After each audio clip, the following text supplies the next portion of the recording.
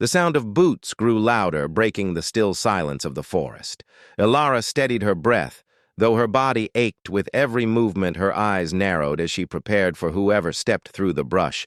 The giant horse remained beside her, its muscles taut, its ears flicking toward the noise as if ready to spring at the slightest sign of threat.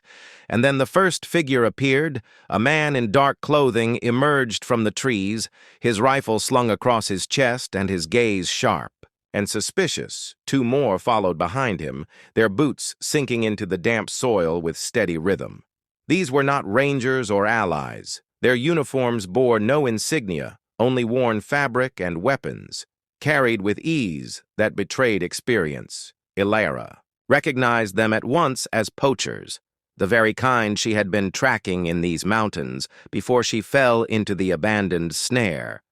The lead poacher froze when his eyes fell upon her, standing battered and armed only with a knife, and then his gaze slid to the massive horse looming over her. His face twisted with surprise, then greed, for he saw not just a ranger in distress, but a prize in the form of the enormous beast beside her. He muttered something to the others, and their laughter echoed coldly through the trees. Ilara tightened her grip on the knife, though her strength wavered. She knew she could not fight three armed men. Her only hope was the animal that stood by her side. The horse pawed the ground as though sensing the intent of the newcomers, its breath loud and steady, its stance protective.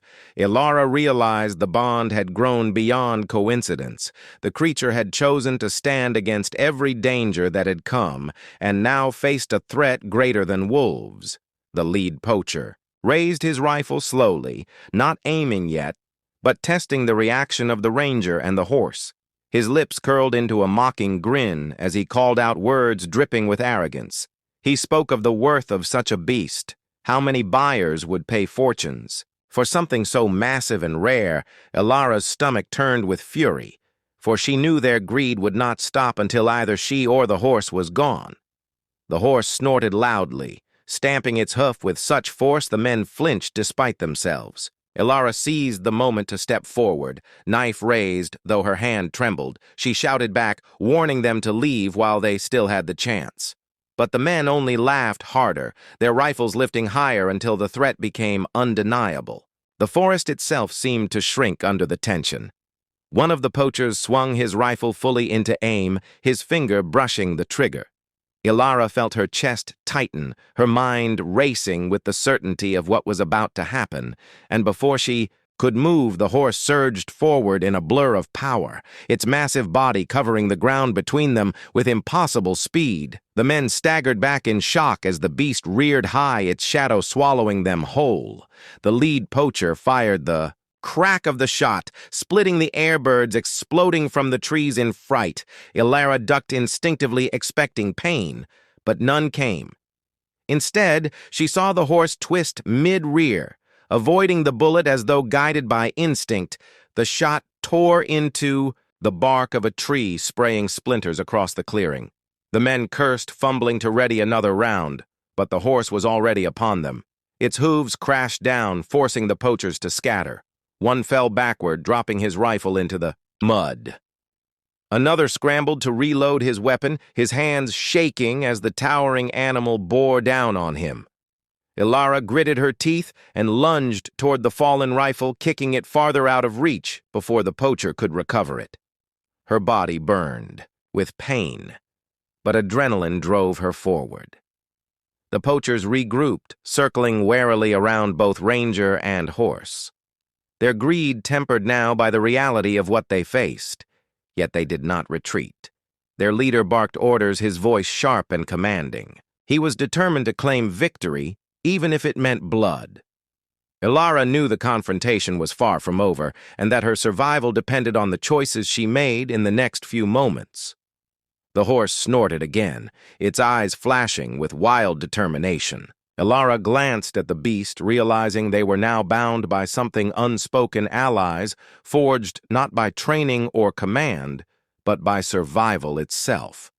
The men raised their weapons again, stepping closer, the tension wound tighter than a drawn bowstring. as the clearing braced for the strike that was certain to come. The three poachers fanned out, forming a rough semicircle. Their rifles raised as they closed in. The horse pawed the ground again, its head low, its muscles rippling with tension. Elara stood between them, clutching her knife. Though she knew it was no match against bullets, her eyes darted from one man to another, searching for an opening. Her body still aching, but her spirit unwilling to yield. The leader barked an order, demanding she step aside, promising to spare her if she surrendered the animal, but Elara did not move. She tightened her grip on the blade and shouted back her refusal, her voice raw with fury. She knew men like these had broken the balance of the forest with their greed, and if she surrendered now, she would be complicit in their cruelty. The horse seemed to sense her resolve, for it edged closer as if bracing to strike alongside her. One of the poachers lunged forward, too eager, too reckless, his rifle, barrels swinging toward the horse. The shot fired with a deafening crack, smoke filling the air. Elara cried out in horror, but the bullet missed, striking only the earth. As the horse moved with blinding speed, it reared high, its hooves crashing down on the weapon, sending it shattering into the mud. The poacher stumbled back weaponless, his eyes wide with fear. The leader cursed, raising his own rifle, but Elara acted before he could aim. She hurled herself at him, knife flashing, though her body trembled from the effort. The blade grazed his arm, forcing him to stumble. His shot fired wild into the branches. Above, birds burst into flight, their cries echoing as chaos erupted in the clearing. The horse charged again, forcing the third poacher to dive aside to avoid being trampled. Elara rolled to the ground, gasping for breath, her knife still in hand. She could see the leader recovering, his face twisted in rage. He shouted for his men to regroup, but panic was clear in their movements. One crawled through the mud, scrambling for a weapon, while the other clutched his injured arm. The giant horse loomed over them, striking the ground with its hooves, each impact a warning that shook the forest itself. The leader tried again, raising his rifle toward the horse, but Elara threw herself forward once more, slamming into him with all the strength she could muster. They both crashed to the ground, the rifle tumbling from his grip into the dirt. Elara fought desperately, holding the blade against his chest, though her hands shook violently. He snarled, shoving her back, his strength overpowering her as he reached for the weapon again. Before he could grasp it, the horse surged forward, its massive hoof slamming down inches from the weapon. The leader froze, staring up at the towering beast as if struck by the realization of his own fragility, the air thick with the raw power of the animal. Elara pushed herself back to her knees, knife still ready, but it was the horse that held the attention of every man in the clearing. The two unarmed poachers dragged themselves toward the edge of the forest, their courage broken. Their leader cursed them, shouting for them to stand and fight, but his words fell on deaf ears as they vanished into the trees, leaving him alone with the ranger and the creature that now seemed more legend than animal. Elara wiped blood from her face, her chest heaving as she stared him down.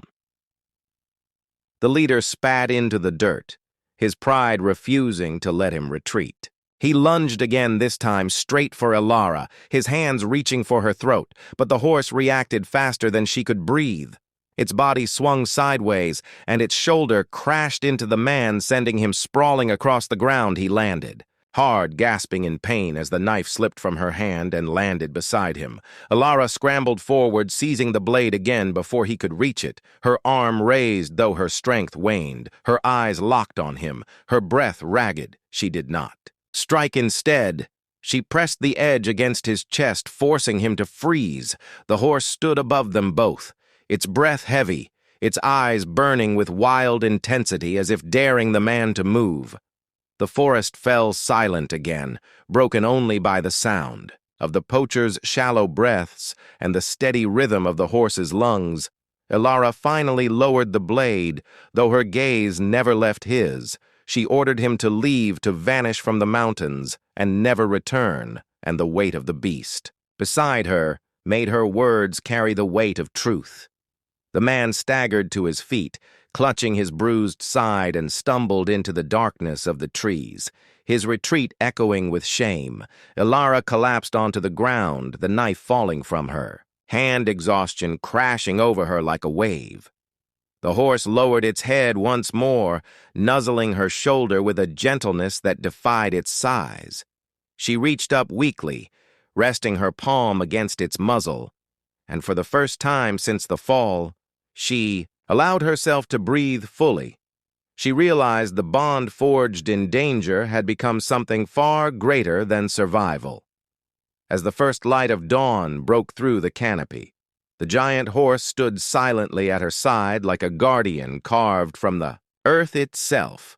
Ilara closed her eyes against the warmth of the rising sun, her body battered, but her spirit unbroken, and she knew deep down that this day would mark the beginning of a story that no one who heard it would ever believe.